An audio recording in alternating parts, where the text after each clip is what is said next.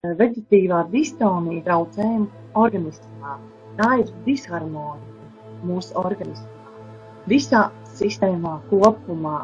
Tās ir tās emocijas, ka cilvēkam ļoti bieži viņi ir apvainojuši, sakoncentrēt tātad enerģiju šai vietā, tad mēs koncentrējam kaklu rajonā enerģiju un ļauj noņemt šo sasprindu. Nākamais vingrinājumi, kur atkārtojas 5 līdz 10 reizes, un ja ir tāds saspringzinājums un arī sāp galva, palīdz pret galvas sāpēm šie vingrinājumi un palīdz arī ļoti liela saspringzinājuma gadījumā. Ļoti labi noņem spriedzi. Un arī tad, kad esat ļoti noguruši un jums vēl tā kā ir kaut kāds darbs darāms, tad varat pirms šī darba darīšanas arī veikt šos vingrinājumus un uzreiz jūs jutīsieties labāk. Galvu var atliekt tā višķiņa atpakaļ, dāt plaukst pirkstiem no katras puses lēnām izpaidīt šo mīkstumu pie kakla pamatas.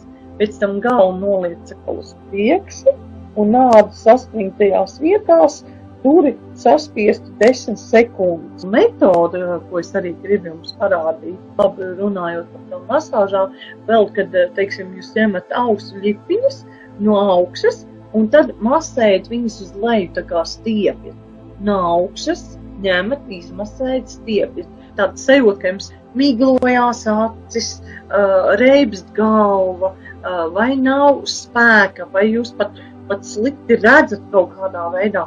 Tad tajā brīdī uzreiz šīs ņem no augšas ausis un masē vēl uz leju. 3 minūtes. Vairāk nav vajadzīgs. Jūs sapratīsiet, ka uzreiz tiešām uzlabojas šī asinsrite, atkal šie te aktīvie punkti. Ausīs ir vairāk kā 200 aktīvo punktu. Austiņa ir atbild par visu mūsu enerģētisko ķermeni. Skābeklis vairāk ir smadzenēm un uzreiz cilvēks jūtas možāks un viņam nav nekāda saspringzinājuma šiem punktiem un te ir reāla punktu iedarbības atbilde tieši par galvas smadzenēm.